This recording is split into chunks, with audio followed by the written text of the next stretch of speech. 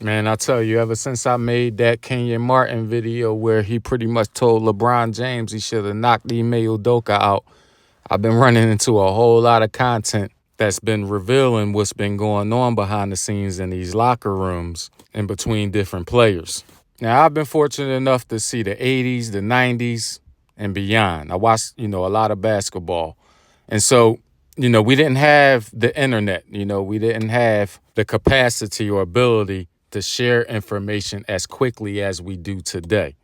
Back in the 80s and 90s, and even in the early 2000s, man, we really relied on word of mouth, newspapers, magazines, and TV. But man, I tell you, the advent of the internet has been slowly but surely leaking out and airing out all the dirty laundry that a lot of us may not have known or may have possibly heard rumors about. Well, here we had the Portland Trailblazers from the early 2000s, and man, when I tell you the Trailblazers had some good teams back then, basketball was really basketball back in them days, man. So, you had a lot of Rough Riders, man, and on that team, you had Rasheed Wallace, Zach Randolph, man. You had Ruben Patterson, Bonzi Wells, man. You had Dale Davis. I mean, you had some folks on that team, so I'm not surprised that Rasheed Wallace ended up sharing the story that he told. And I think a lot of fans of basketball are actually waiting to see how many stories are going to start coming out the woodworks now that a lot of players are being vocal about what took place in the past. So here we have Rasheed Wallace telling the story where him and Bonzi Wells was instigating the fight between Zebo and Big Rube that ended up turning out to be something similar to the WWE. Welcome to SmashDaLikeTV. We in practice, and again, I'm talking shit in practice. I'm going hard in practice because that'll make the game easy. So, we in there talking shit, going at it, and so Rube, being Ruben Patterson, D'ing up. Him and Quintel had some beef because Quinn just didn't like the way he was so aggressive on the court. Like, damn, dog, let me live. I don't get no minutes as it is, but damn, even in practice, I can't live. So Rube was like, man, I'm trying to live too, low key. And man, so it came down to it. So we in the locker room, me, Bonzi, we the Vince McMahon, right? We hyping shit up. Oh man, what? What, man? My guy Zebo, man, he ain't going for that bullshit. Da-da-da-da-da. And then Bonzi like, man, what, man? Rube, man, this and that, da-da-da, going back and forth, right? So we in a hot tub. Like in Portland, they just had us a new practice facility, built a big ass hot tub that's probably like the size of this floor and shit. So we all in the hot tub, right? It's about 7 dudes in there, and we get to talking shit.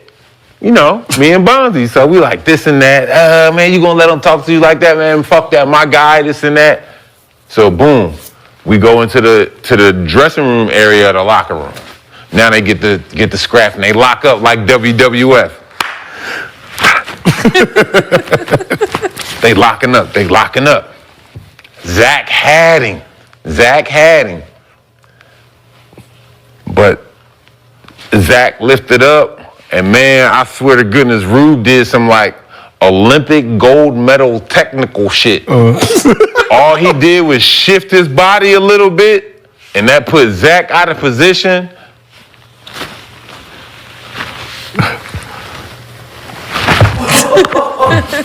So in the locker rooms, it's that industrial carpet that's like a micro fracture of an inch thick. And then it's concrete under. Yo, boom. Rube slammed Zach. And we was all like, oh, shit. And we called it the slam heard around the world. And man, that was me and Bonzi fought right there. Zach was out for about 2 weeks, dog. Instigated. From a fucked up back, dog. We felt real bad, damn. But we called it the slam heard around the world, right? So reason being, now we kept that shit in-house. You know how you keep shit in-house, in the locker room, that's all y'all. So we how that shit get out even to other teams? So we had cats on other teams asking us 2-3 days later, yo, what happened in the locker room, dog? We heard about that shit. We was oh man, that shit wasn't supposed to get out. It was on some team camaraderie, funny shit, but yeah, we took that shit a little too far, man. Did you find the leak? Who do you think the mole was? It didn't matter. Okay. It didn't matter. That's all you gotta say, shit. It was like, damn, when my guy got slammed, we all felt bad for him. Did he get his payback? Oh. Yeah. I didn't know you wanted to see. No, that's what I'm saying.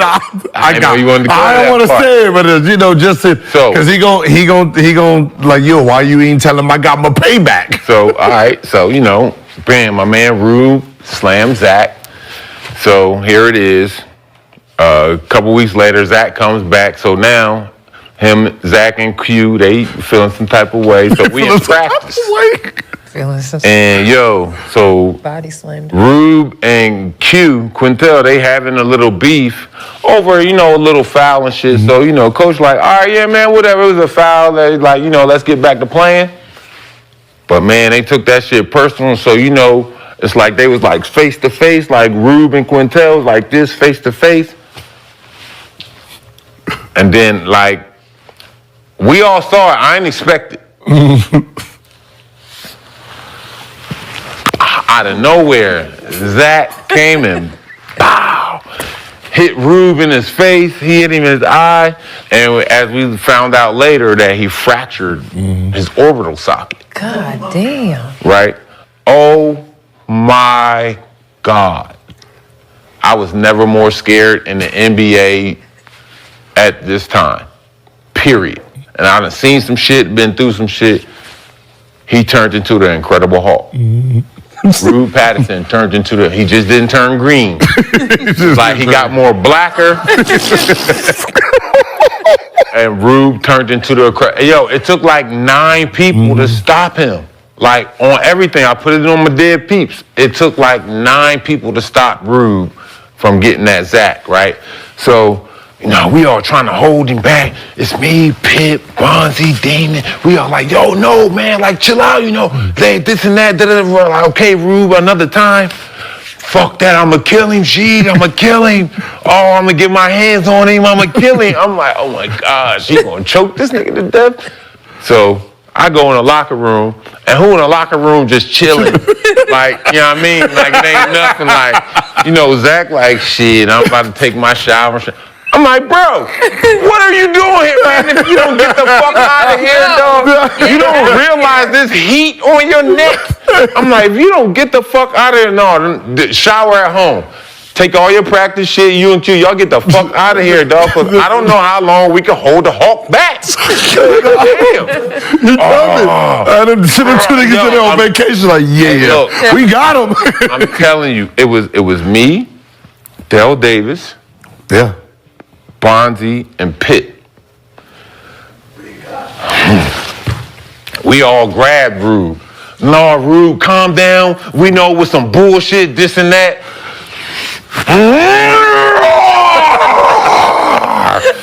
I'm telling you, dog, he threw all of us off of him. He's like, he was running after I'ma kill him.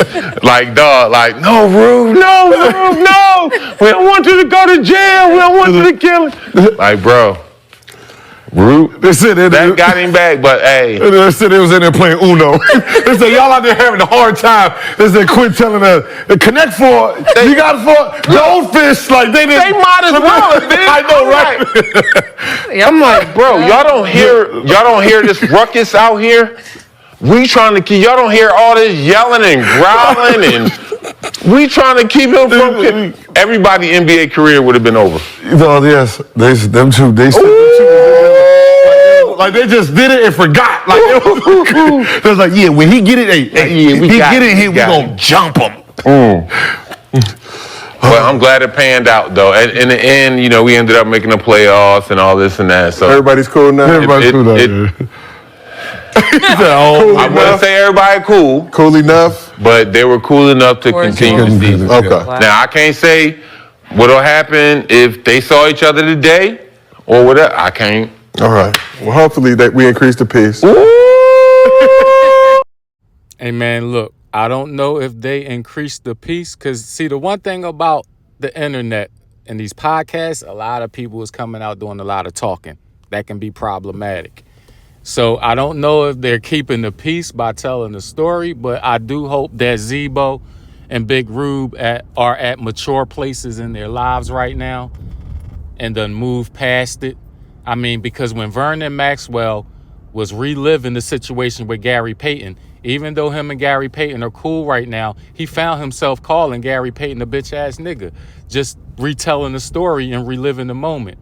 So, listen, man, I hope as a lot of these players come out and tell these stories about locker room brawls, skirmishes, incidents, man, you know, just things between players, man, I hope that everybody is in a mature place in their life where it doesn't trigger them. Because a lot of people got kids, they got families, you know, it got a lot of people that's going to come across this type of content and this material. And it might not bode well for some people. I mean, think about Kwame Brown. The reason why his YouTube channel blew up is because Cap and Jack and Becky with the good hair had a bunch of stuff to say. And Kwame said, look, man, got my kids coming talking about some, dad, what's a bus and this, that, and the third. So it's like, you know, it can be a slippery slope when a lot of these individuals and players start coming out the woodworks, digging up a lot of these stories from the grave. You know, a lot of these players, especially if you're on the embarrassing end of it, they don't want these stories retold, you know. They don't want a lot of this stuff dug up from the grave, you know what I'm saying? They want to keep that thing 6 feet down, man. But what's your thoughts and your feelings on the matter, man? Share it in the comments section. This is SmashDaLikeTV. Please smash that like button for me. And make sure you hit the subscribe before you take the next ride. Your brother Be Easy is out of here like Vladimir. Peace.